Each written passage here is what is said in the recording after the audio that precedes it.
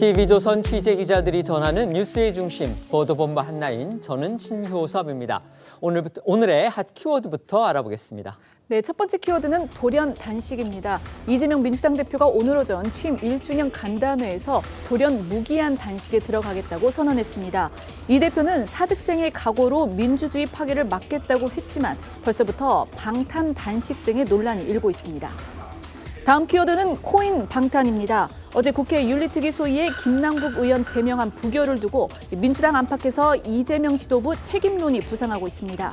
야당 측 소위위원들의 집단 반대표가 이 대표 의중에 따른 게 아니냐는 건데 친명계 측은 부인하고 나섰습니다.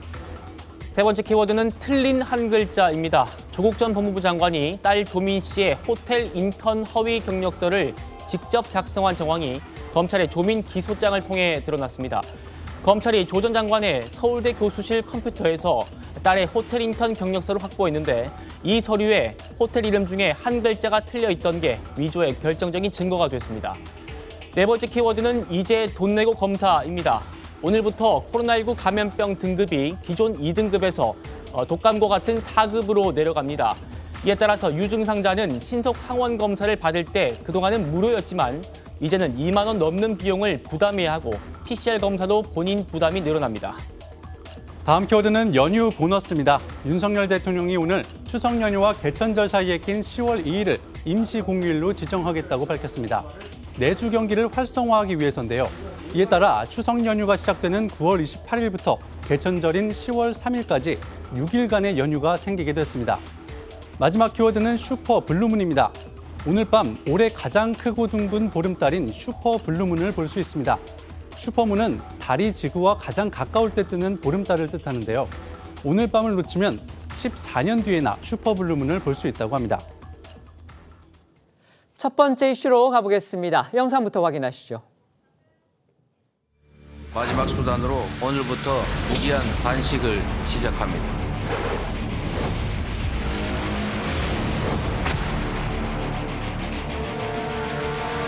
저에 대한 정치 수사에 대해서 불체포 권리를 포기하겠습니다.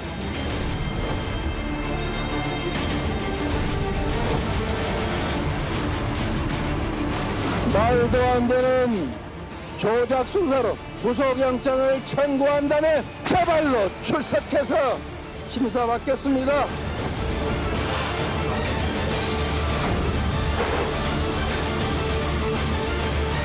사, 즉 생의 각오로 민주주의 파괴를 막아내겠습니다.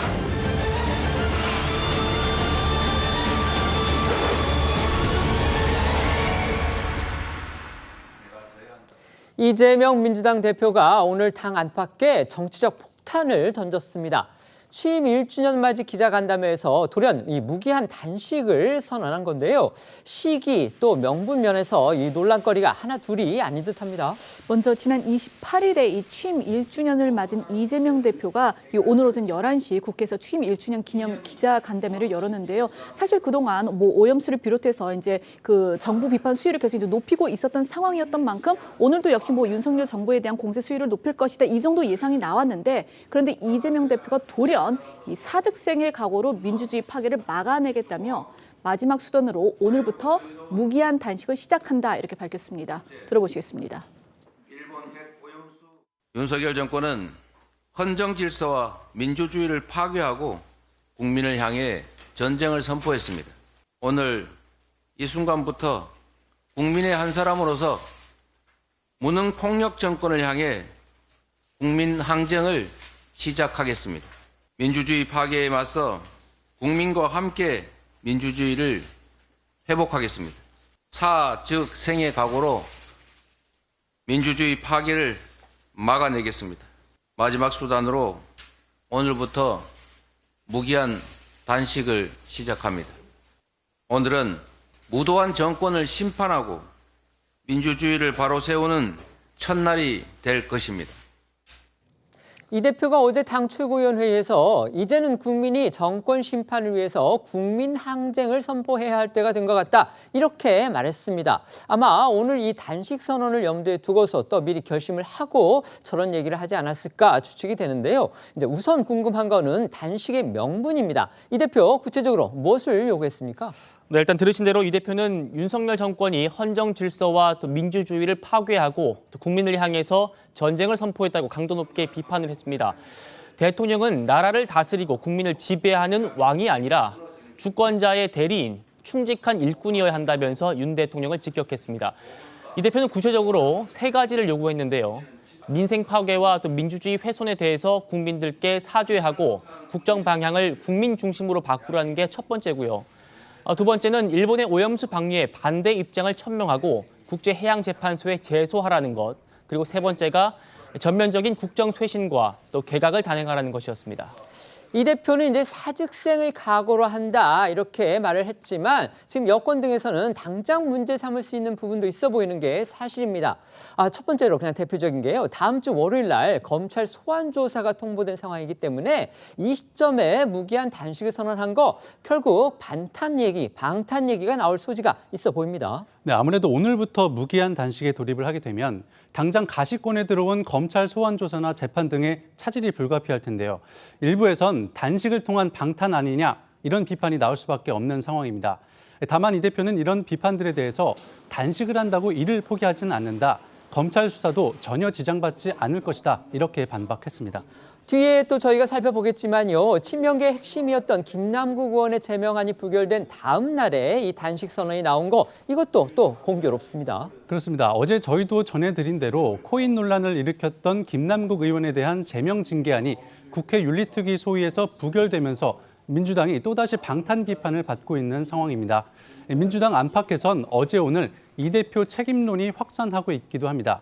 결국 이 대표가 자신을 향한 공세를 방어하기 위해 선제적으로 단식 카드를 꺼내든 것 아니냐 이런 지적도 나올 수 있습니다. 게다가 당장 내일부터 정기국회가 시작이 됩니다. 흔히 이제 정기국회는 되게 야당의 시간이다 이런 말들을 하죠. 대정부 질문, 국정감사, 야당이 상당히 주도권을 발휘할 수 있는 그런 마당이 열리는 건데 여기서 공교롭게도 야당 대표가 이제 단식 카드를 꺼내드는 거 과연 최선이냐 이런 의문 들 수밖에 없습니다. 그러니까 제1야당 대표잖아요. 그러니까 제1야당 대표가 이 무기한 단식이라는 그런 초강수 배수를 치면서 전국은 당연히 더욱 얼어붙을 수밖에 없는 상황이고 당연히 이 정기국회 기간에도 여러모로 이제 중대 변수로 작용할 가능성이 있습니다. 당장 이 국민의힘에서는요, 이 대표의 무기한 단식 선언에 대해서 정기국회 개회를 앞두고 뜬금포 단식이다. 제1야당 대표의 직무를 유기하는 것이다. 이런 비판이 나왔습니다. 들어보시겠습니다. 민생을 챙기고 국민들의 삶을 돌봐야 되는 정기국회 개회를 앞두고 웬 뜬금포 단식인지 모르겠습니다. 제1야당, 그것도 거대 야당을 이끌고 있으면서 직무를 유기하겠다는 것에 다름 아닙니다. 정의, 자신의 사법 리스크가 두렵고 체포, 동의안 처리가 두려우면 그 불체포 특권을 포기하면 되는 것인데 왜 그렇게 자꾸 민생 발목 잡리를 하시는지 참 답답합니다. 최근 윤석열 정부와 각을 세우고 있는 유승민 전 국민의힘 의원조차도 이 대표가 구속을 피하려고 무기한 단식에 나섰다 이러면서 사퇴가 답이다라고 비판을 했습니다. 이재명 대표 사실 뭐 정치적으로 충분히 단련된 그런 정치인이기 때문에 이런 비판 혹은 역효과 아마 모르지는 않았을 겁니다. 그럼에도 불구하고 이렇게 무기한 단식이라는 이른바 이제 승부수로 보이는 이런 결정을 한 이유 어떻게 분석해야 할까요? 네, 일단 뭐 출입 기자들이 간담회 시작 10분 전쯤에 이 모두 발언 내용을 미리 공유를 받긴 했는데요. 단식 돌입이 담겨 있을 거라고 예상한 사람은 거의 없었습니다. 그만큼 승부수다, 깜짝 발표다 이런 얘기가 나오고 있는데요. 일단 윤석열 정부와 일전불사의 전면전을 선언함으로써 제1야당 수장으로서의 입지를 확보하겠다 이런 포석으로 일단 분석이 됩니다. 다만 비명계에서는요, 이 대표 자신을 향하고 있는 여러 갈래의 사법 리스크에 당 내부에서 거취 공세가 잇따르고 있는 상황에서 이걸 희석하기 위한 의도다 이런 해석들도 나오고 있습니다. 그러니까 내우, 즉 당 안의 문제에 쏠린 시선을 외환, 즉 당 밖의 문제로 돌리겠다. 지금 이런 의도가 엿보인다는 거군요. 네, 여기에 이 대표가 자신의 지지층을 결집시키겠다 그런 시도로도 읽히고 있습니다. 당초 오늘 간담회에서 이제 최대 관심사는요. 이 대표가 이 가시권에 들어온 체포동의안 표결에 대해서 과연 어떻게 입장을 낼지 이 부분이었는데 관련해서 이야기 나왔습니까? 네, 이 대표 오늘 기자간담회에서 자신을 향한 검찰 수사를 검찰 스토킹이다 이렇게 비판했습니다.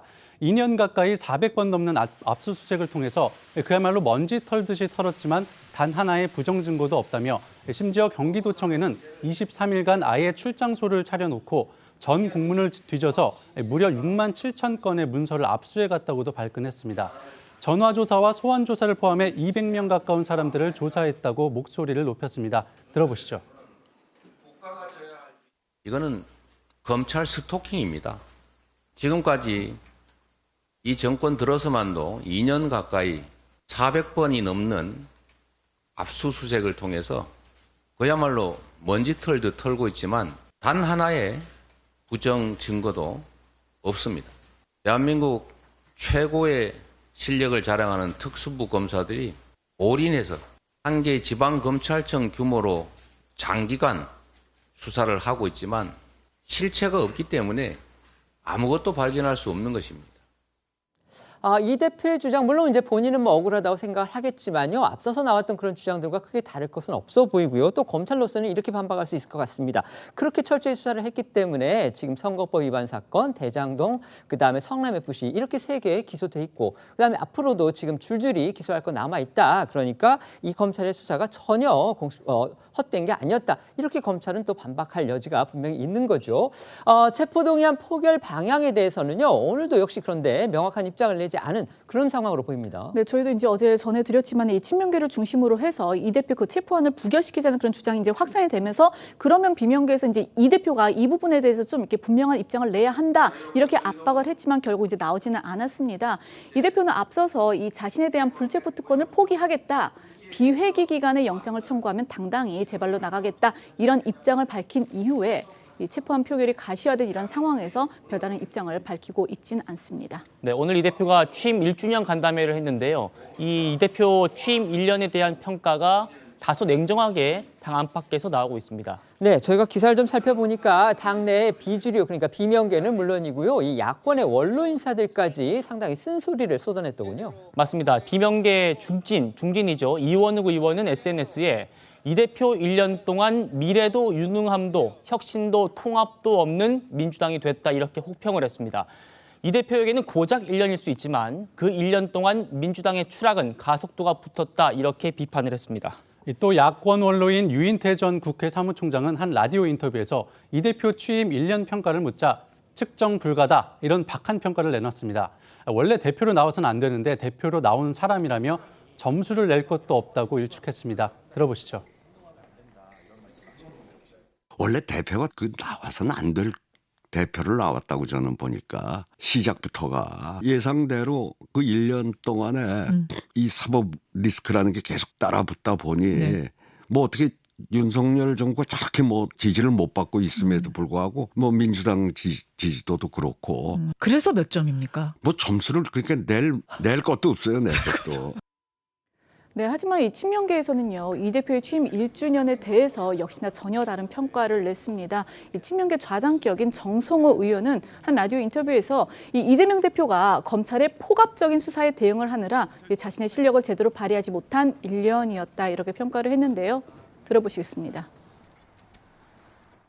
특유의 추진력이라든가 또 실력을 발휘할 기회를 만들지 못했던 것 같아요. 이 검찰을 앞세운 그 정권의 그 포갑적인 수사 때문에 거기에 대응하느라 좀 실력 발휘할 시간이 없었고 그래 아쉽습니다. 당이 난파될 위기에 처해 있을 때는 당의 구성원들이 일치 단결을 해갖고 당대표 중심으로 뭉쳐갖고 정권에 이거는 뭐 어떤 포갑적인 행태에 대해서 저희가 결사항전해야죠. 어떤 분들은 구속되면 그 구속된 상태에서 공천권을 행사하지 않겠냐, 옥중 공천하지 않겠냐 하는데 그건 불가능합니다.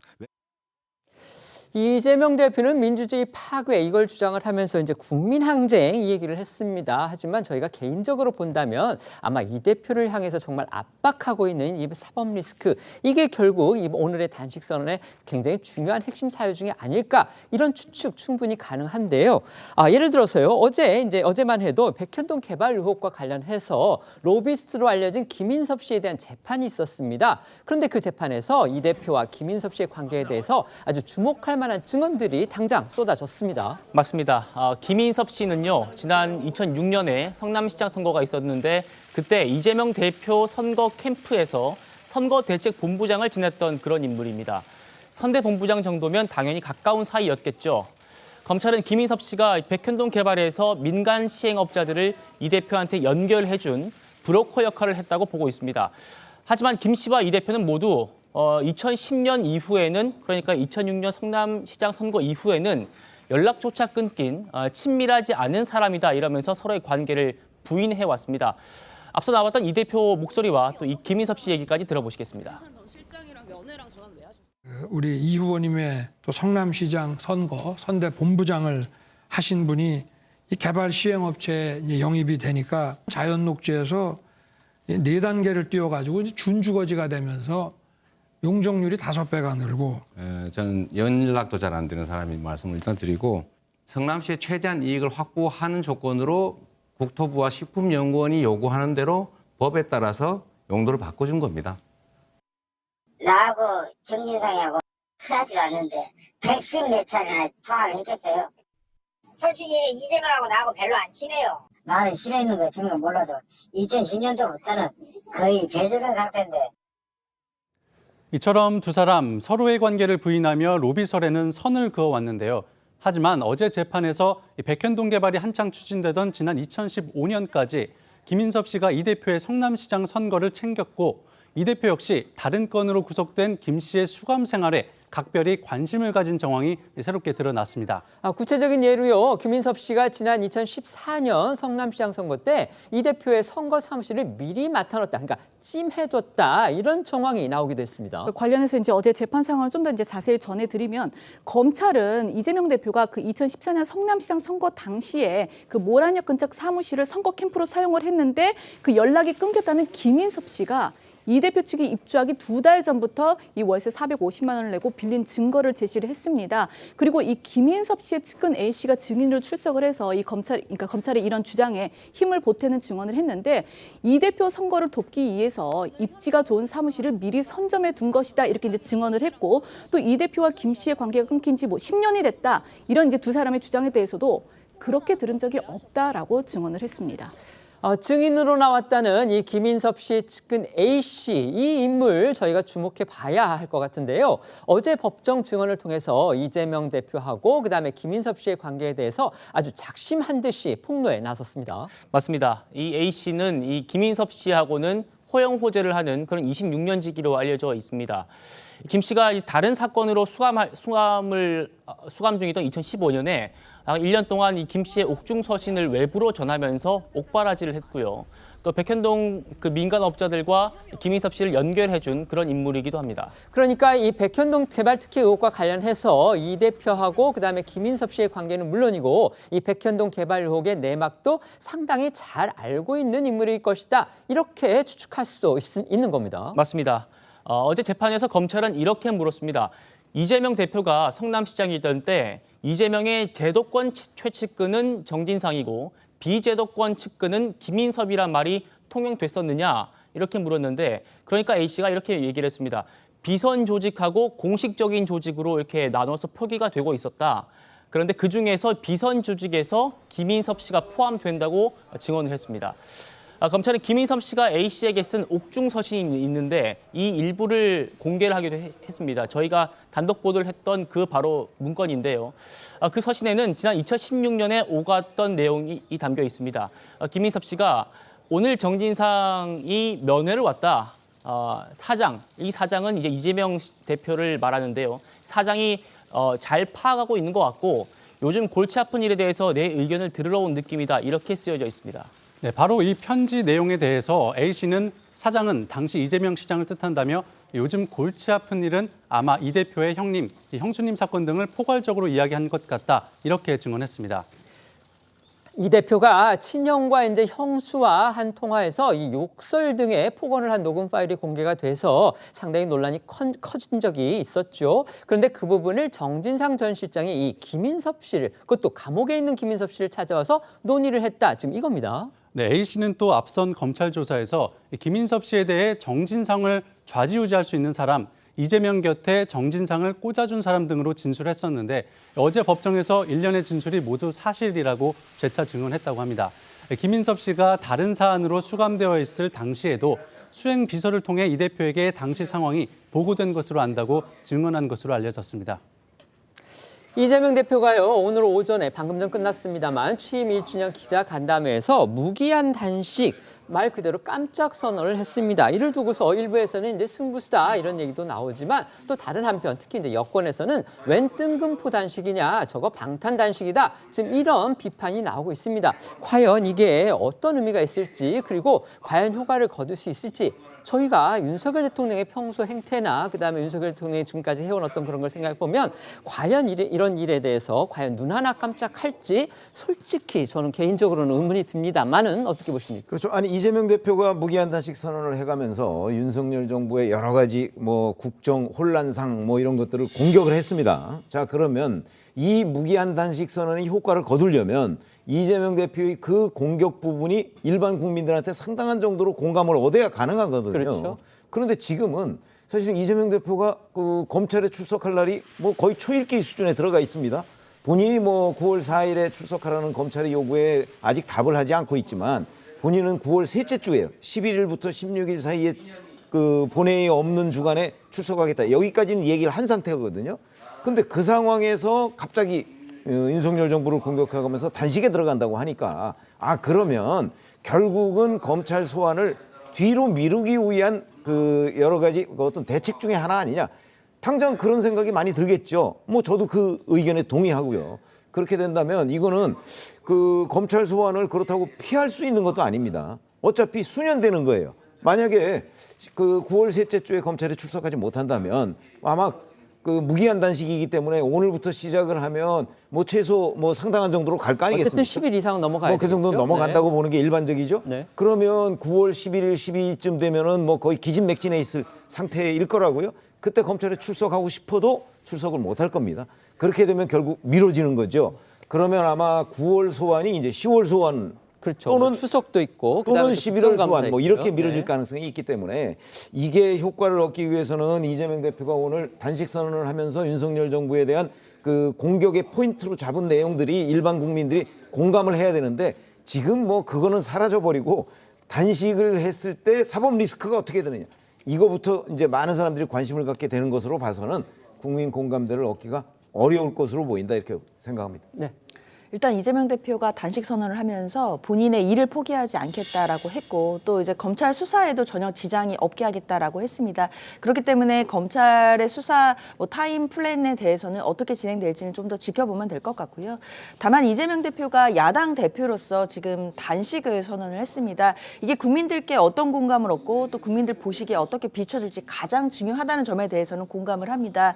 그렇기 때문에 오늘 나온 메시지 중에 뭐 민주주의 파괴라든가 특히 이제 오염수 방류에 대해서 반대 입장을 분명히 하고 국제해양법 재판소에 제소하라는 이야기가 있었습니다. 사실 이런 부분에 대해서는 국민들께서도 어쩌면 정치에 관심이 좀 덜 하신 국민들께서도 야당 대표가 단식을 하면서 왜 지금 이 상황에 어떤 상황이길래 오죽했으면 야당 대표가 단식을 할까라고 궁금해하시는 분들이 분명히 생긴다고 생각이 들고요.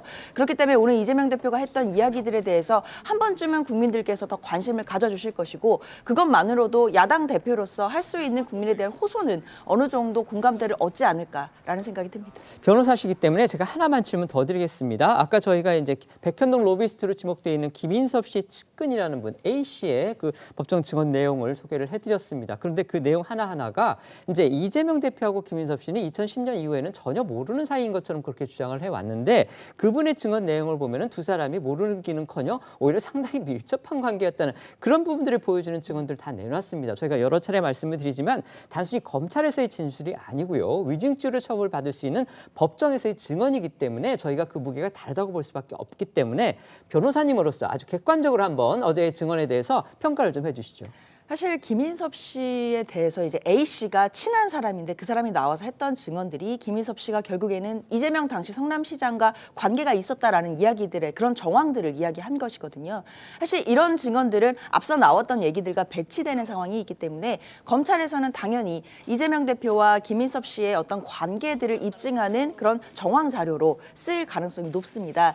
그러나 일단 재판부에서 보고 싶은 것은 결국 김인섭 씨가 로비를 했고 만약에 백현동에 정말 특혜 의혹이 있고 이 부분에 대한 배임 혐의가 있다라고 한다면 이재명 대표가 단순히 김인섭 씨와의 어떤 관계를 지속해왔다라는 것을 넘어서서 이 배임에 대한 뭐 방조를 했다든가 아니면 용인했다든가 이 부분을 알고 공모했다라는 것까지도 나아가야 되는 부분들이 있습니다. 그렇기 때문에 검찰 입장에서는 뭐 알고 있었다라는 정황은 될 수 있겠지만 아직까지는 뭐 이재명 대표가 이거에 대해서 뭐 완전히 연결이 돼서 범죄를 모의했다라는 직접적인 증거는 될 수 없기 때문에 그런 부분까지는 조금 더 살펴봐야겠습니다. 네.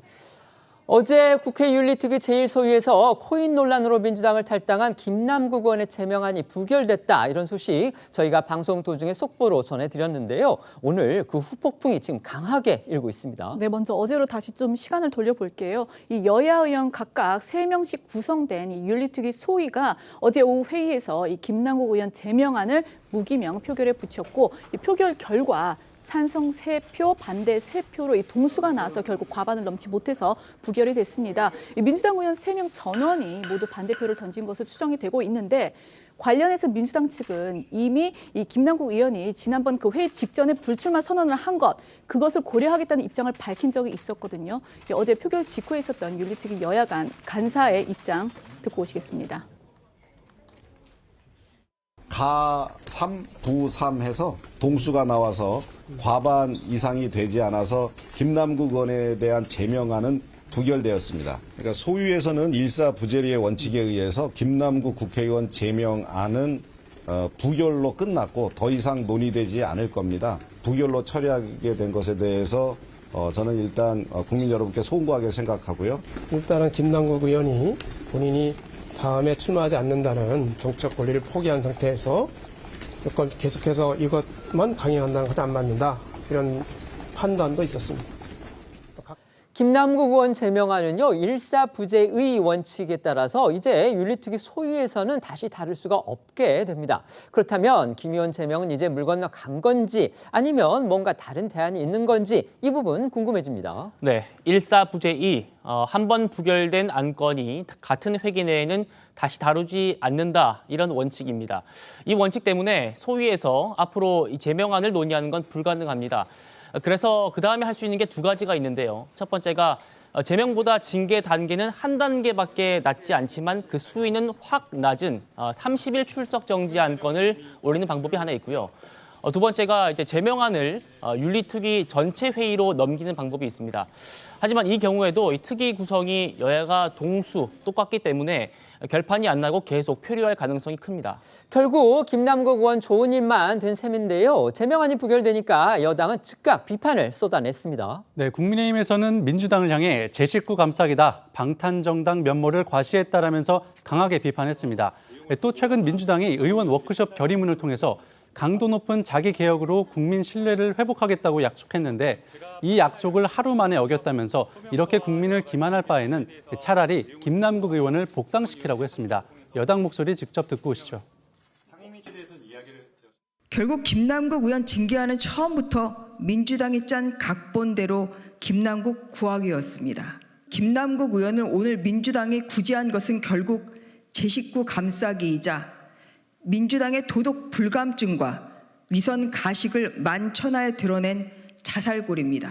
정치윤리와 정치 문화를 철저하게 국민 눈높이에 맞추고 강도 높은 자기 개혁으로 국민의 신뢰를 회복하겠습니다. 하지만 민주당은 오늘 열린 윤리특위 소위에서 김남국 의원 징계안을 부결시키며 잉크도 채 마르기 전에 스스로 그 약속을 처참히 밟아버렸습니다. 차라리 이렇게 국민 기만을 이어갈 바에는 김 의원을 복당시키십시오. 민주당 내부의 반응이나 분위기는 어떻습니까? 일단 친명계에서는 김 의원이 불출마 선언을 한 상황에서 제명까지는 좀 과하다라는 동정론이 다시 나왔는데요. 이 관련해서 안민석 의원의 목소리 들어보시겠습니다. 불출마 선언 입고로 정계 은퇴를 의미하거든요. 네. 뭐 정치 그만하겠다는데 이 정도면은 저는 뭐 국민들이 납득하지 않으실까 조심스럽게 좀 생각해 보고요. 그리고 또 다른 문제는 아니 권영세 의원은 왜 조사를 하지 않죠? 저희 민주당 의원들이 대체적으로 그래요. 별로 돈에 별 관심이 없고 투자에 별 관심이 없고 돈도 없고 그러거든요. 근데 국힘의원들은 기본적으로 재산도 많고 다 있는 분들이잖아요. 그리고 이제 이런 이제 밝은 분들이 참 많아요. 네. 그래서 코인 이거 전수조사하면은 국힘이 많이 쩔릴 것이다. 네. 그래서 이거. 하지만 민주당 일각에선 싸늘한 분위기도 감지가 되고 있습니다. 한 중진 의원은 김남국 사태가 당에 미치는 영향이 워낙 크기 때문에 일벌백계 했어야 한다라고 밝혔다고 헤럴드 경제가 전했는데요. 특히 윤리소위 소속 민주당 의원들은 이 불출마 선언을 한 김남국 의원에 대한 제명은 과하다는 그런 의견을 고려했다고 전하긴 했지만 이 같은 주장은 친명계와 지도부의 입장일 뿐 당내 다수 의원들의 의사가 반영된 건 아니라는 겁니다. 관련해서 김남국 의원은 탈당하기 전까지 이제 자타가 인정하는 이재명 대표의 최측근 소장파 의원이었습니다. 이른바 이제 7인회의 한 사람이기도 했고요.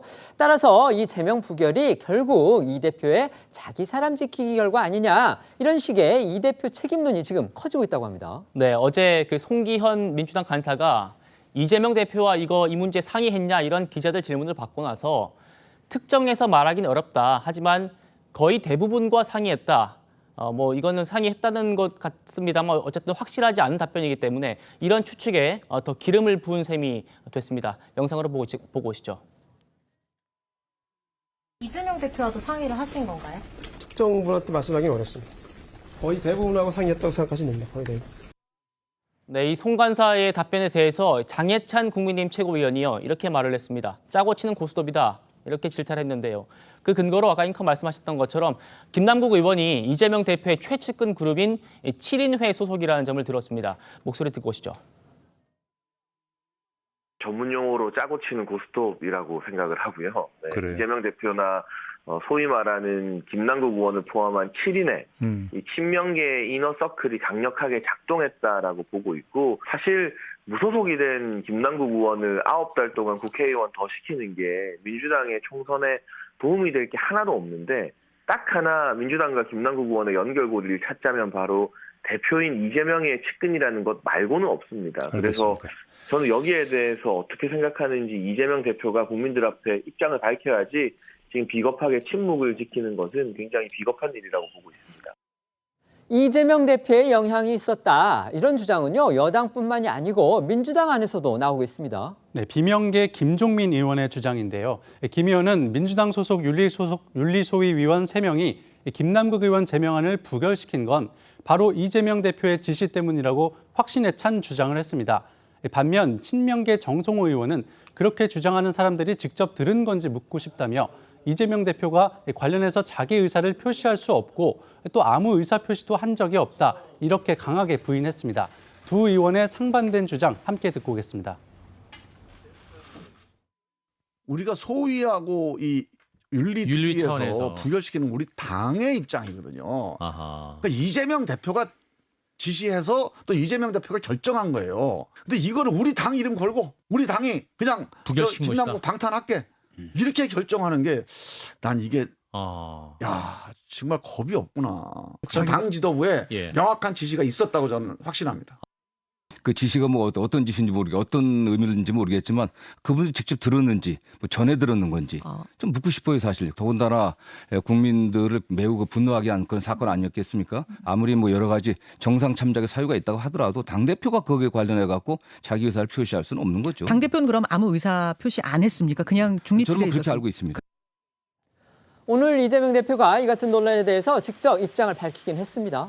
네, 그렇습니다. 이 대표 오늘 1주년 간담회에서요, 관련 질문을 받고 각각 위원회가 구성돼 있다. 그러니까 윤리특위 그리고 국회 처분 문제는 위원회가 구성이 돼 있기 때문에 그 위원회와 국회 총의에 맡기는 게 맞다, 이런 입장을 밝혔습니다. 그러니까 우회적으로 본인이 개입했다는 주장은 부인하는 걸로 그렇게 해석이 되는데요. 오늘 목소리 듣고 오시겠습니다. 정치인은 국민에 대해서 무한 책임을 져야 합니다.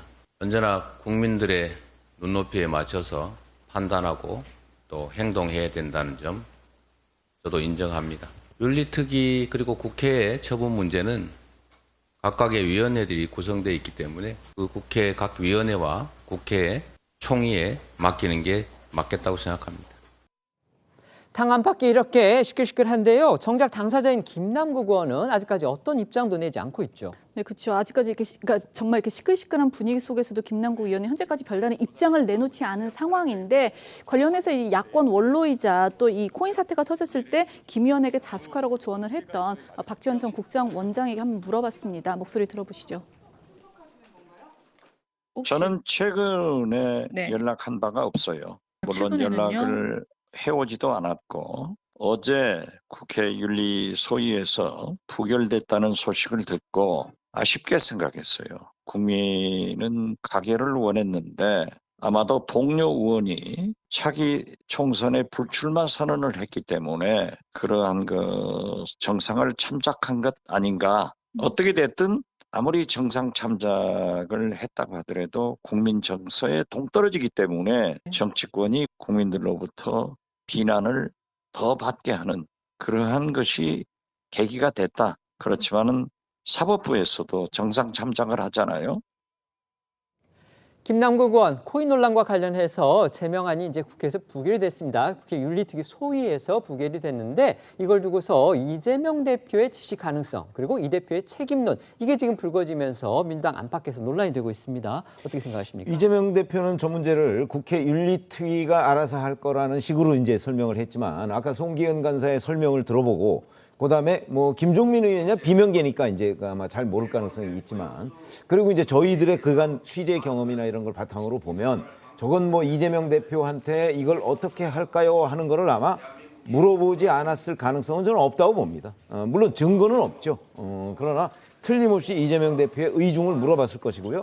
그 의중이 그대로 전달돼서 이 민주당 쪽에 있는 3명의 소위 의원들이 행동 통일을 한 것으로 이렇게 보는 것이 맞고 자 그렇다면 이제 대표 책임론 이거는 당연히 이재명 대표의 의중과 어긋나지 않기 때문에 대표가 책임져야 될 문제인데 지금 뭐 사실 저 문제가 아니라도 민주당이 워낙 뭐 이재명 대표의 단식 문제까지도 이렇게 막 그 얽혀 있기 때문에 지금 저 책임을 따지기에는 어찌 보면 이재명 대표의 단식이라는 큰 그 정당의 문제 이거하고 비교하면 오히려 작은 문제처럼 보이기도 합니다. 그래서 워낙 여러 가지의 사건이 막 겹치다 보니까 그냥 묻어서 뭐 대략 넘어가게 되지 않을까 이렇게 생각을 듭니다. 네.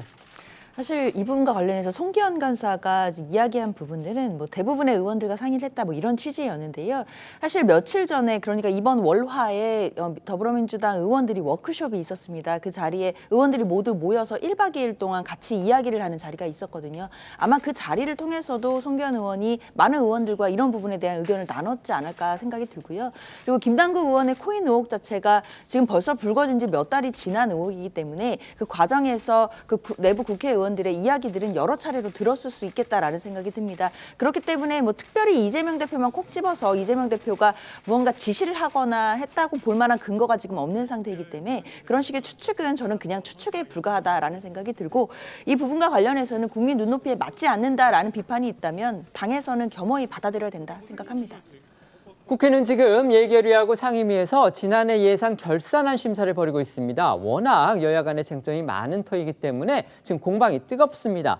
먼저 어제 예결위에서 한동훈 법무부 장관 그리고 야당 의원들 사이에 설전이 뜨거웠는데요. 뜻밖의 한 장관이 이 돈봉투 수수 혐의를 받고 있는 야당 의원 한 사람을 확인해줘서 또 눈길을 끌었습니다. 네, 바로 그 문제 의원은요 민주당 김회재 의원이었습니다. 어제 예결위에서 이 한동훈 장관과 김 의원이 이 민주당 전당대회 돈봉투 사건을 놓고 설전을 벌이는 과정에서 정말 이렇게 웃지 못할 해프닝이 벌어진 건데 먼저 김 의원이 그 한 장관이 지난 6월 이 국회 본회의장에서 했던 발언 그러니까 돈봉투를 받은 의원 20명이 이 자리에 있다라고 한 말을 언급을 하면서 김 의원이 증거가 있느냐 이렇게 따져 물었고 한 장관이 이에 대해서 김 의원이 돈봉투 사건에 대해서 질의를 하는 것은 이해 충돌이라면서 이 돈봉투 수수자 20명에 김 의원이 속해 있지 않느냐 이렇게 맞받아친 겁니다. 앞서 김 의원이 돈봉투 수수 의원 명단에 들어있다 이런 언론 보도가 있긴 했지만요. 검찰이 확인해 준 적이 없었습니다. 그런데 다른 사람도 아닌 한동훈 법무부 장관이 얼떨결에 그것도 국회 공식 회의석상에서 확인을 해준 셈이 됐습니다. 네, 이것뿐만 아니라 한 장관은 이 증거가 없으면 수사를 종결해야 한다라는 김 의원의 주장에 대해서도 이 자리는 의원을 변호하고 방어하는 자리가 아니다 이렇게 지적을 했는데요. 어제 두 사람의 공방 보시겠습니다. 돈 봉투를 받은 20명이 이 자리에 앉아있다 이렇게 얘기를 했습니다. 그 증거가 있었습니까? 위원님, 다른 분도 아니고 김회주 위원께서 이 질문을 법무장관에게 결산해서 하는 것은 이건 이해충돌의 문제입니다. 그 20명 중에 속하게 계시지 않습니까? 윤관석 의원 기소할 때 당연히 그 안에 집어넣어야 되는데 왜 공소사실을 포함 못했죠? 증거가 없는 거 아닙니까? 법무부 장관이 관여하는 것은 아니고요. 그것은 순차적으로 수사되는 문제입니다. 그걸 얘기 안 하겠습니까?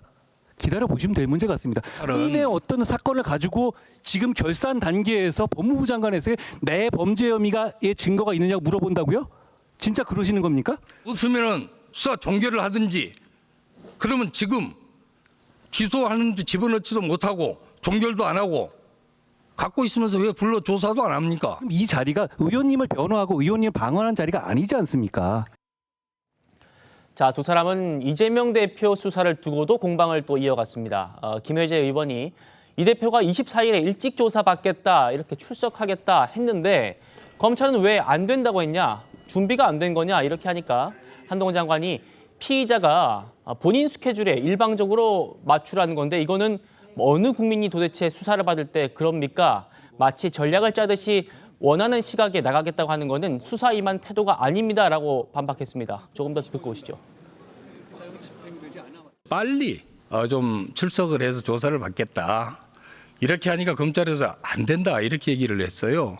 이미 수사지만 피의자가 원하는 시간에 마음대로 갈 수 있는 건 아니라는 걸 알고 계시지 않습니까? 그래요. 어떻게 전략자듯이 언제 나가겠다 미리 자, 조율을 했잖아요, 장관님. 제가 보기에는 장관님. 수사에 임하는 태도는 아니라고 봅니다. 장관님. 그렇게 할 수 있는 사람이 우리나라 국민 중에 없지 않습니까? 일반 피의자나 참고인들이 모두 전부 조사 시기를 조정을 하고 조율을 합니다. 우리 장관님 얘기하는 거는 모든 사람이 그렇지 않다. 이렇게 하는 말은 거짓말입니다. 위원님이 거짓말하고 계시네요. 지금 소환 통보를 했는데 그 전에 내가 어디 가겠다고 언론에 먼저 까는 사람이 어디 있습니까? 일반 국민 중에서. 자, 장관님이 조사하는 방식하고 제가 검사로서 조사한 방식이 완전히 틀립니다. 제가 저는 위원님보다 최근까지 검사하지 않았습니까? 장관님. 지금 예결위 결산 토의에서 이렇게 이재명 대표를 변호하는 질의를 하시는 것에 대해서 저는 부적절하다고 생각합니다. 위원님 이재명 대표의 변호인도 아니시고 이재명 대표 범죄 혐의도 모르시지 않습니까? 장관님. 여기서 왜 우리가 그런 질답이 오가야 되는지 저는 좀 장관님 어젯밤 국회 운영위가 또 늦게까지 이어졌습니다. 후쿠시마 오염수 방류 그리고 육군사관학교 내 이 홍범도 장군 흉상 이전 둘러싸고서 대통령실 관계자하고 야당의 공방 아주 거셌습니다. 그렇습니다. 김대기 대통령 비서실장이요, 야당 공세에 적극적으로 대응하는 그런 모습이었습니다. 먼저 일본 후쿠시마 오염수 방류에 대해선 반대한다 이런 입장을 분명히 했습니다. 하지만 이 오염수 방류가 위험하다는 과학자도 없고 문명 국가로서 반대할 근거가 없다 이렇게 말했습니다. 이관섭 대통령실 국정기획수석도요, 일본 정부를 국제기구에 제소해야 한다는 야당 주장에 대해서 우리가 웃음거리가 될 수 있다 이렇게 답을 했습니다.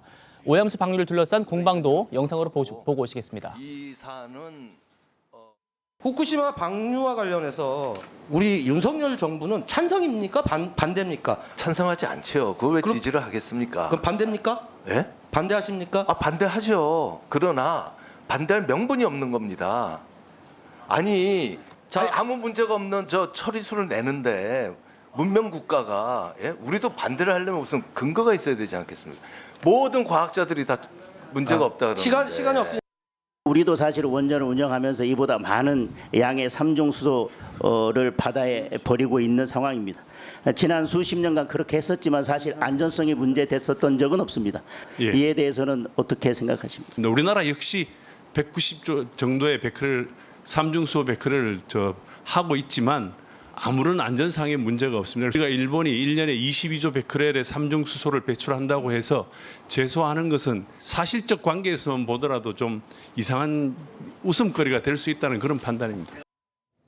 앞서 저희가 이재명 민주당 대표가 단식하면서 내세우는 그 요구사항 중에 하나가 이 오염수 문제와 관련해서 일본 정부를 국제적으로 제소해라 이렇게 주장한 거 저희가 봤는데 어제 그 답이 나왔습니다. 저렇게 대통령실 국정기획수석이 좀 이상한 웃음거리가 될 수도 있다 이렇게 얘기를 한 걸 보면 과연 이 대표의 그 단식 요구사항 받아들여질지 여전히 또 의문이 되는 그런 상황입니다. 정부는요 심지어 이 오염수라는 명칭을 아예 오염 처리수로 바꾸는 거 이것까지 검토할 방침이라고 합니다. 합니다. 네, 지난주 국민의힘이 이 방류가 시작된 일본 후쿠시마 원전 오염수와 관련한 명칭을 오염 처리수로 변경해야 한다는 입장을 표명했습니다. 어제 예결위에서 관련 질문을 받은 한 총리가 검토해보겠다며 긍정적인 입장을 밝힌 건데요. 그러면서 한 총리는 이 과학적으로는 IAEA가 얘기하는 알프스라는 과정을 거쳐서 처리된 오염수가 맞는 표현이라고 생각한다고 덧붙였습니다. 대통령실과 야당은 홍범도 장군 흉상 이전과 관련해서도 설전을 좀 벌였는데요. 앞서 정부가 홍 장군의 소련 공산당 이 가입 이력을 문제 삼은 데 대해서 야당에선 그렇다면 박정희 전 대통령의 이 남로당 활동 이력은 어떡하냐 이렇게 이제 소환을 했습니다. 이에 대해서 김대기 대통령 비서실장은요, 이 홍 장군 흉상 이전 논란을 박정희 전 대통령과 비교할 문제는 아니다라고 선을 그었습니다. 그 공방 모습 보시겠습니다. 남로당 가입과 반란 기도죄로 1심 재판에서 사형 구형에 무기징역 선고받은 이 대통령의 호국비가 육사에 있는 거는 그럼 온당합니까? 남로당이 무엇인지는 아시죠? 아니, 박정희 대통령하고 비교하는 건 좀 그렇죠. 아니, 왜냐하면 왜요? 박정희 대통령께서는 박정희 대통령과 나중에 홍범도 장군님이 아니 뭐가 나중에 이제 우리 다릅니까? 국군으로 오신 분하고 지금 그다음에 공산당의 이력이 있기 때문에 육군 사관학교에 흉상을 치우겠다 하는 거 아닙니까? 박정희 대통령은 남로당 가입이 만약에 있었지 전향을 않습니까? 하시고 전향을 하신 거하고는 다르죠. 끝까지 그렇게 가신 잣대가 분하고 이상합니다. 어떻게 그런 잣대가 나옵니까? 정기국회 지금 내일부터 벌어집니다. 하지만 그것에 앞서서 지금 전초전이라고 할 수 있는 결산 심사가 지금 벌어지고 있는데 특히 예결위 그다음에 관련 상임위 여러 상임위에서 여야 공방 특히 이제 한동훈 법무부 장관 같은 경우에는 어제 저희가 봤듯이 국회 예결위에서 이른바 이제 야당 의원들을 상대로 한 그러니까 이재명 대표를 포함해서 그 수사 관련한 얘기를 가지고서 상당히 공방이 컸습니다. 아까 저희가 전에 보여드렸는데 이제 눈길을 끌었던 게 바로 이 부분입니다. 돈봉투 수수 의원에 포함된 것으로 알려진 의원이 자신과 관련돼 있는 물론 이제 본인은 부인을 하겠지만 어쨌든 객관적으로 봤을 때 본인이 걸려 있는 그 사건을 가지고서 법무부 장관, 수사기관인 검찰의 상위기관이라고 할 수 있죠. 그 법무부 장관한테 국회 예결위에서 질의를 하고 거기에 대해서 답변을 들으려고 하는 그런 상황이 벌어졌는데 이게 과연 정상적인지 솔직히 좀 의문이 들기는 합니다. 어떻게 보셨습니까? 원래는 본인이 그런 질문을 깊이 해야 되는 게 원칙이죠. 그렇게 되면 이제 결국 한동훈 장관으로부터 반격을 받을 수밖에 없는. 그래서 결국 김혜재 의원은 300만 원짜리 돈봉투 받았다는 그 혐의점 그 용의선상에 있는 사람이다 하는 걸 확인받은 셈이 돼버렸잖아요. 그렇습니다. 네. 뭐 적절하지 않은 거고요. 원래는 본인이 사실은 이게 이제 일종의 질문권과 이해 충돌을 하는 부분이 있는 거거든요. 저런 부분은 자제하는 게 맞다고 보고 가급적이면 법사위에서도 사실은 벗어나는 게 그 중요한 문제죠. 그런 점에서 본다면 아마 이번 정기국회에서는 지금 돈봉투 받은 의원이 한 20명 된다고 이렇게 얘기했는데 지난번 윤관석 의원 영장심사에서는 19명의 명단이 공개되지 않았습니까? 네. 그 19명이 지금 김혜재 의원처럼 만약에 한동훈 법무부 장관한테 질문하기 시작하면 아마 19명 내지는 20명까지도 돈봉투 수수 300만 원짜리 돈봉투 수수자가 다 밝혀질 수도 있겠다. 민주당의 하기에 따라서는 이런 생각도 듭니다. 네. 사실 예결위에서 뭐 여야를 떠나서요, 뭐 국회의원들이 국무위원을 상대로 뭐 예결위 현안이 아닌 것들을 질문을 해서 뭔가 전국과 관련된 발언을 이끌어내는 장면들은 그동안 왕왕 있어 왔던 건 분명한 것 같습니다. 물론 그것이 국민들 보시기에 바람직하냐 아니냐 이 부분은 좀 변론으로 해야 되는 것은 분명한 것 같은데요. 국민 보시기에는 뭐 예결위가 되었던 예결위가 뭐 아니면 다른 상임위가 되었던 그 상임위에 국한된 업무를 물어보고 국회가 일을 하는 모습을 보고 싶다는 것 당연한 것 같습니다. 그러나 또 국정과 관련된 또 국무위원들의 또 현안에 대해서는 또 의견을 끌어내야 되는 것도 또 국회의원들 특히 야당 의원으로서는 또 해야 될 일이기 때문에 또 어쩔 수 없는 측면이 있다는 부분 그리고 그럼에도 좀 더 부적절하다는 모습도 있다는 지적이 있으니까 앞으로는 또 국회 내에서 좀 자정되는 모습 필요하겠습니다. 조국 전 법무부 장관 얘기도 해보겠습니다. 어제 지난 10일 있었죠. 그 조 전 장관의 딸 조민 씨가 기소가 됐는데 그 검찰 공소장이 공개가 됐습니다. 그런데요, 이 조국 전 장관의 아주 사소하지만 또 결정적인 실수 하나가 허위 인턴 경력서를 들통나게 만들었다. 이런 내용이 담겨 있어서 눈길을 끌었습니다. 네, 일단 그 조민 씨는요, 고등학생이던 2007년에 부산의 한 호텔에서 인턴으로 일한 적이 없는데도 생활기록부에 기재해서 입시 목적으로 쓰려고 부모와 상의해서 허위 서류를 만들었다 이런 혐의를 받고 있습니다.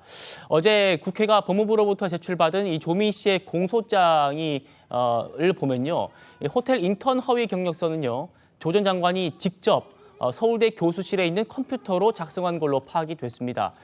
검찰은 조 전 장관이 허위 서류를 만들고 이 호텔 관계자를 통해서 법인 인감을 날인받았다 이렇게 봤습니다. 하지만 이 허위 경력서에 호텔 이름을 잘못 쓰면서 덜미가 잡힌 걸로 드러났습니다. 이게 이제 무슨 말이냐면 해당 호텔 이름이 아쿠아 팰리스인데 이게 원래 그 외래어 표기법상 그 팰자 모음은요. 바깥에자, 그러니까 아이를 쓰는 게 맞는데 이 해당 호텔은 이걸 따르지 않고 안에 자, 그러니까 어이를 사용을 했다고 해요. 그런데 이 조 전 장관의 그 경력서에는 바깥에자, 그러니까 호텔이 사용하지 않은 그 바깥에자 모음이 들어가 있었다고 합니다.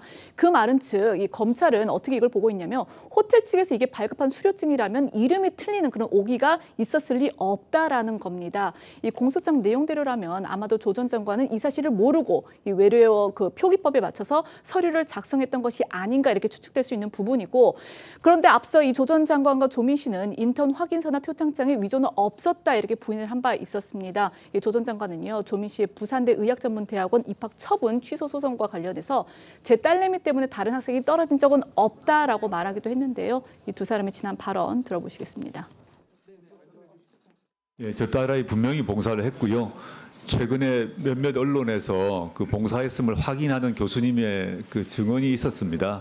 물론 그 뒤에 이 봉사활동 표창장이 어떻게 발급되었는지는 저도 사실 알 수가 없습니다. 저희 아이가 상장을 받아온 건 사실이란 것입니다. 저는 봉사활동이나 인턴을 하고 나서 받은 것을 학교에다가 제출했습니다. 위조를 한 적도 없습니다. 저는 떳떳합니다. 부끄럽지 않게 살았고요. 표창장으로 의사가 될 수는 없습니다.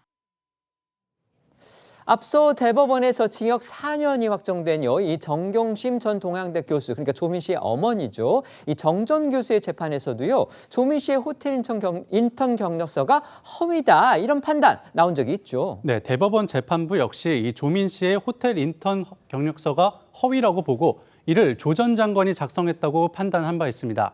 또한 당시 재판에 출석한 호텔 직원들도 조민 씨가 인턴을 한 적이 없다고 증언한 점이 판결의 근거가 된 것으로 전해졌습니다. 하지만 조 전 장관은 당시 정경심 전 교수 재판의 증인으로 나와서 왜 호텔 경력증 양식 파일이 본인의 서울대 연구실 컴퓨터에서 나왔냐고 묻자 형사소송법 제148조에 따르겠다는 말로 증언을 거부했습니다.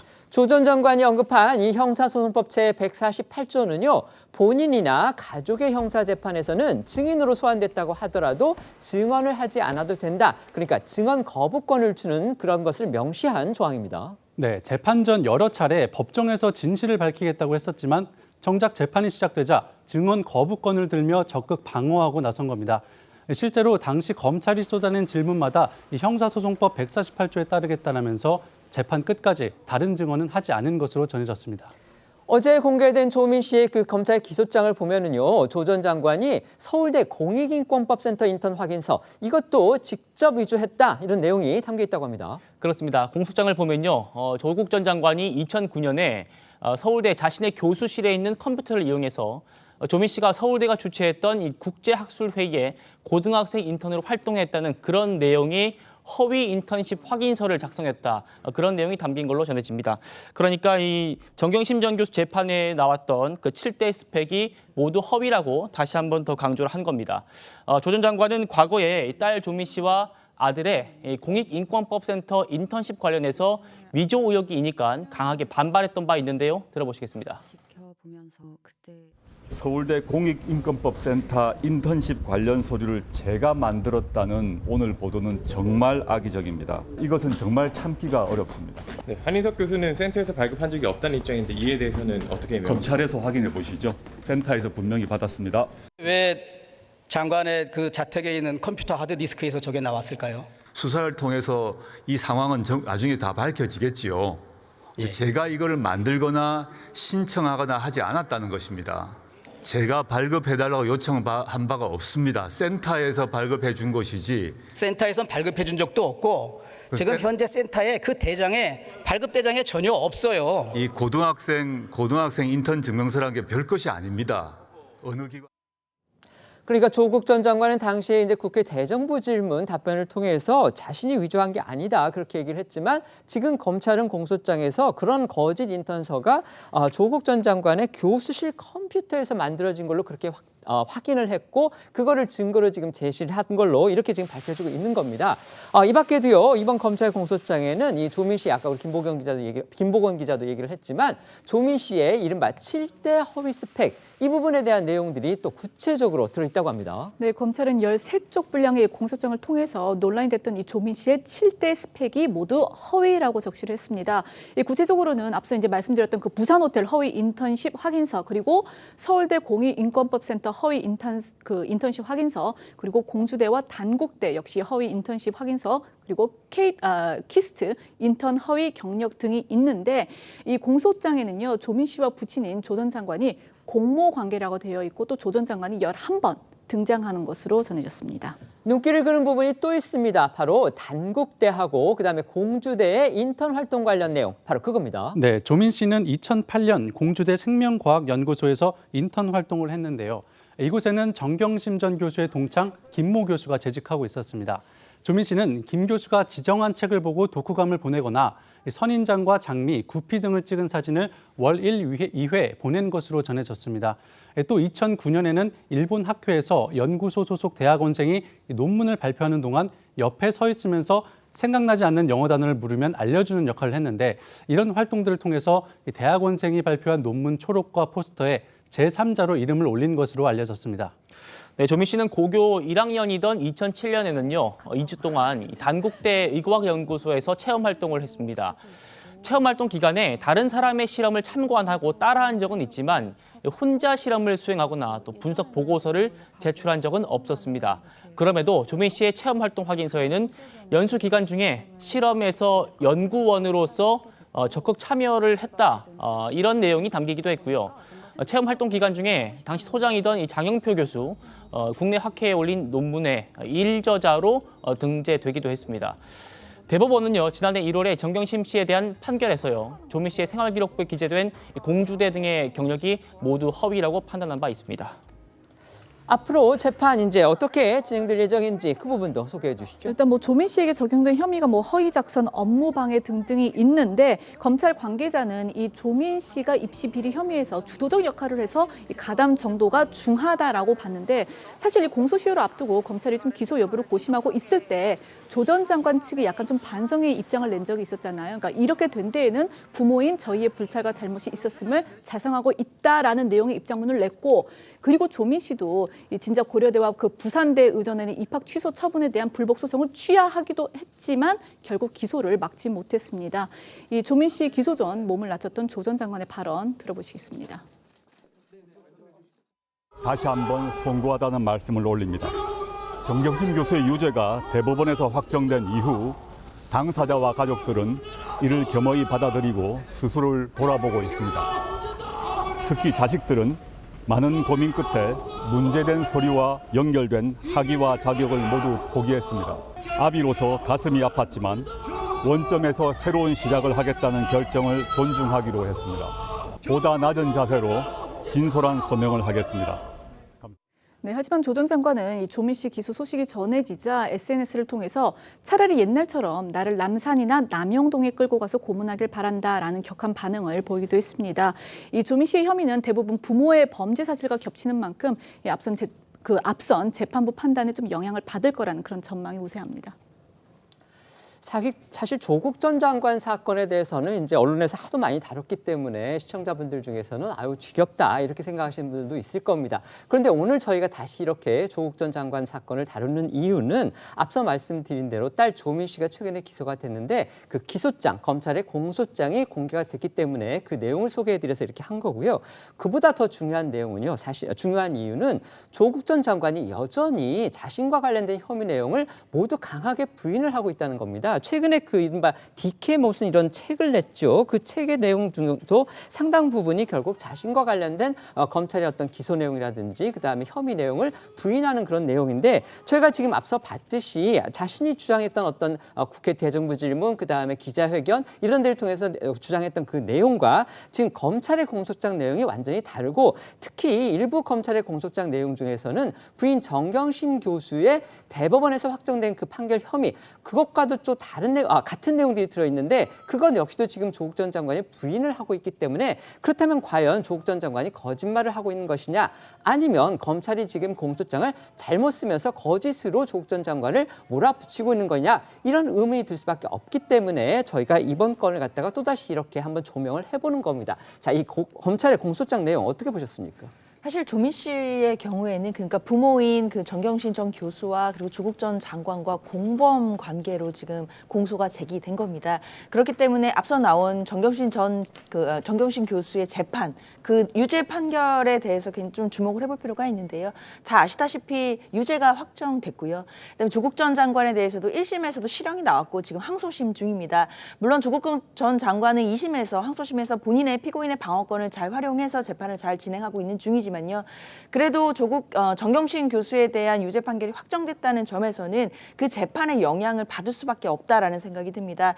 조민 씨에 대한 기소도 일단 공범이고 그 관련된 부분으로 기소가 된 것이기 때문에 유죄 판결의 영향에서 완전히 벗어나기는 어렵다라고 보입니다. 네, 아까 제가 말씀드렸던 그 조국 전 장관의 저서가 DK의 눈물이라는 거고요. 이게 30일이면 어제죠. 어제 출간이 됐는데 동시에 또 베스트셀러가 됐다고 합니다. 그런데 여기에서 조국 전 장관이 그 서문에서 검찰, 언론, 정치권이 합작한 전대미문의 공격이 전개되었고 집안 전체가 풍비박산이 났으며 멸문지화에 가까운 형벌을 받았다 이렇게 밝힌 겁니다. 그러니까 자기는 잘못한 게 별로 없는데 지금 엄청난 탄압을 받고 있다 지금 이런 주장인 거잖아요. 그런데 지금 검찰의 공소장은 전혀 그 내용이 다릅니다. 근데 본인도 이 책 소개에서 그런 얘기를 했습니다. 지난 그 본인이 썼던 책들보다 훨씬 더 정치적인 주장을 담았다 이렇게 얘기를 한 것처럼 제가 보건대 이 안에서 법률적인 주장들은 이미 저는 대법원에 의해서 다 부정됐다고 봅니다. 그래서 지금 이제 조국 전 장관이 지금 2심 재판이 진행 중입니다만은 적어도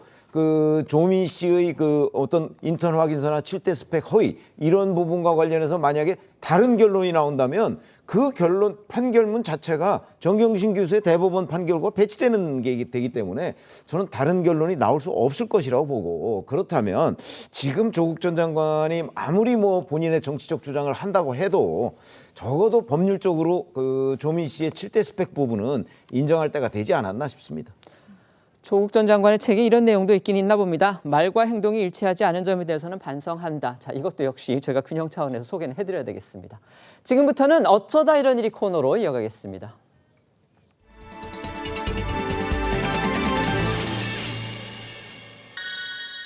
첫 번째는요, 이제 독감 등급입니다.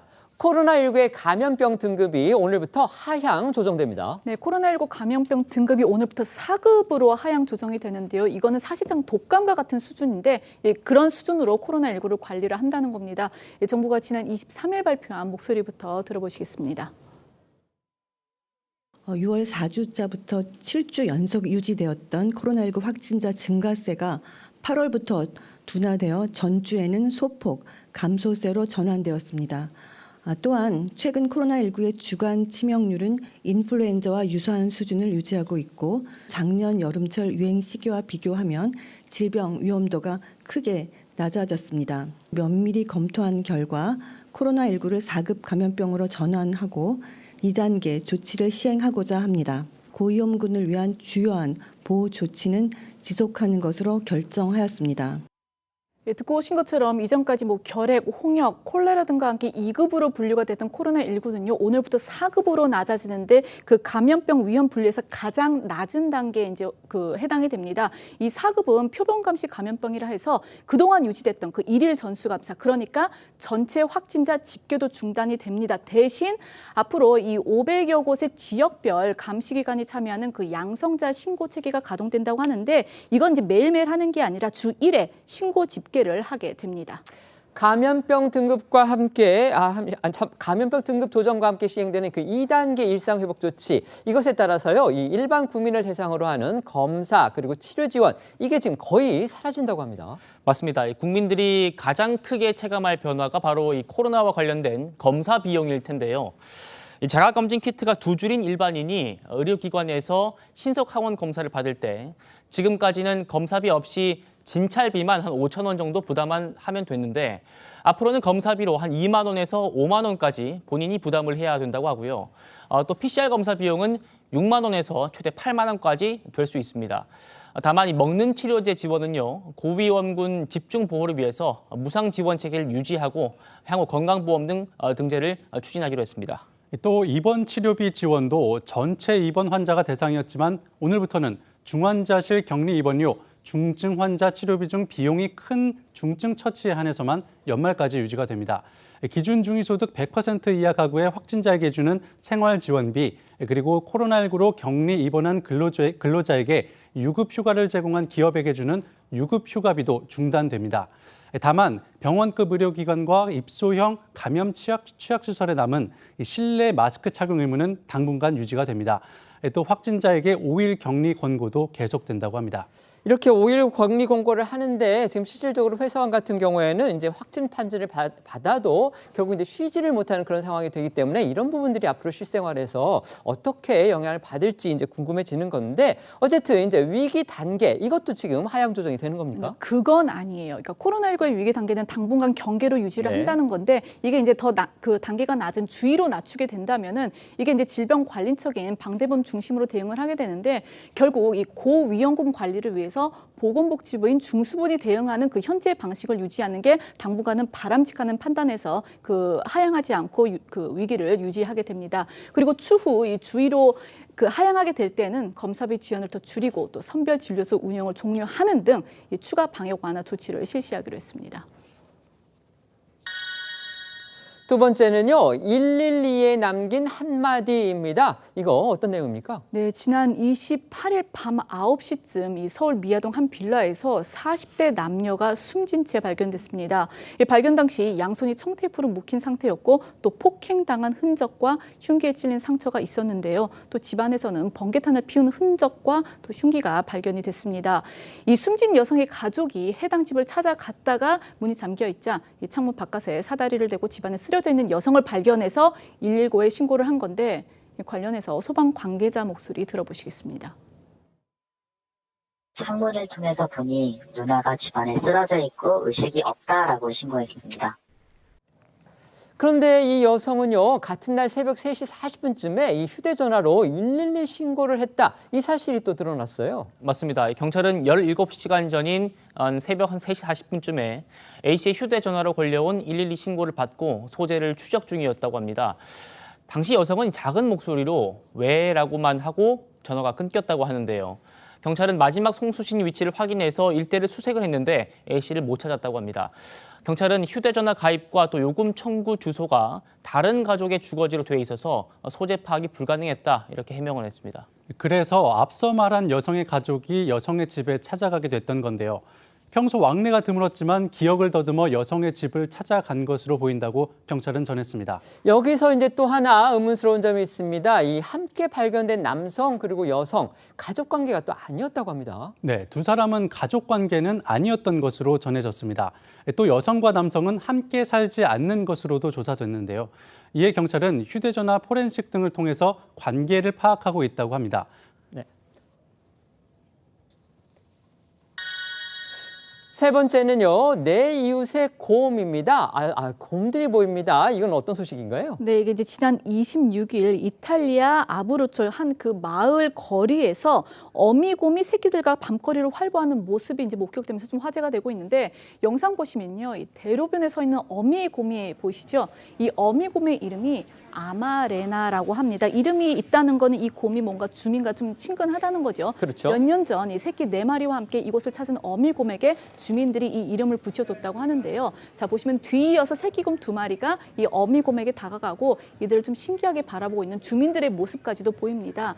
이 어미곰 아마레나는요, 새끼들에게 글쎄요, 좀 뭐라고 이야기하는 듯 하더니 자연스럽게 계단을 내려가는 모습까지 보입니다. 이 곰이 상당히 큽니다. 이렇게 언뜻 봐도 상당히 크기 때문에 이게 잘못하면 이렇게 사람들한테 위협이 될 수도 있는 그런 존재로 보이기도 하고, 그래서 사람들도 또 놀랄 법도 한데, 그런데 곰이나 사람이나 그렇게 놀라는 것 같이 보이지가 않습니다. 그렇죠. 이 해당 영상은 지난 26일에 촬영된 겁니다. 아펜니노 산맥에 위치한 이곳 삼간 마을은요, 멸종 위기에 처한 곰을 보호하기 위한 야생곰 보호구역에 속해 있습니다. 아마레나는 마르시카 반달가슴곰으로 지구에서 가장 희귀한 종류의 곰이라고 하는데요. 지금은 한 60마리 정도가 살고 있어서 심각한 멸종 위기종으로 분류가 되고 있다고 합니다. 이곳에 사는 곰들이 사람이 사는 동네에 종종 내려와서 목격이 되기도 하는데, 이 아마레나 가족 또한 이렇게 여유롭게 거리 나들이를 즐기고 유유히 자연 속으로 사라졌다고 합니다. 이곳 주민들이 이 곰 가족을 반겨주는 이유 또 있었다고 하죠. 네, 바로 아마레나가 2020년에 낳은 4마리 새끼 중 하나인 후안 카리토 때문입니다. 카리토는 끊임없이 마을을 드나들어 유명 인사가 되었는데요. 빵집에 들어가서 비스킷 한 판을 먹어치우면서 빵집 털이라는 별명까지 붙었다고 합니다. 하지만 올해 초 먹이를 찾으러 다니다가 교통사고를 당해서 사망했고, 이 사고 소식은 로마의 한 일간지 일면에 톱기사로 실리기도 했습니다. 네, 이 카리토의 사망으로 마을 주민들은 슬픔에 빠졌고, 이후 이 멸종 위기의 곰들을 보호해야 한다는 경각심을 불러일으키는 계기가 됐다고 하는데요. 그래서 곰들을 보호할 구체적인 계획 수립을 요청하는 청원도 쇄도를 했다고 합니다. 이 과학자들은 과일 농장을 개발하는 방법으로 이 곰이 생존하는 데 필요한 먹이를 자연적으로 보장할 것을 제안하기도 했다고 합니다. 저희는 1분 뒤에 다시 돌아오겠습니다. 오늘 준비한 소식은 여기까지입니다. 저희는 내일 오후 1시에 더 핫한 소식으로 찾아뵙겠습니다. 시청해 주셔서 고맙습니다.